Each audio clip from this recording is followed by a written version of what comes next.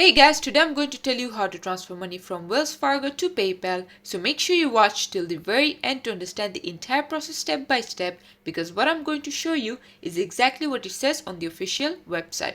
So if you're on your mobile phone, all you need to do is head over to the menu in the bottom bar, and then you're going to select card, and then you're going to tap on digital wallet, and then everything that is available for you. It could be Apple Pay, PayPal, Samsung Pay, everything, but we're going to click on PayPal, and then from there we're going to click on add cards to PayPal, and then you're going to put in your details. And if you are in the official website, you need to do is head over to manage cards, and then you're going to select cards to digital wallet, add cards to digital wallet, that one, and then you're going to select PayPal, and they're going to put in your information, and you're going to click on add to PayPal, and there you go. This is how you can do it. Thanks for watching. Please leave a like and subscribe for more tutorials like this, and I'll see you guys in the next one.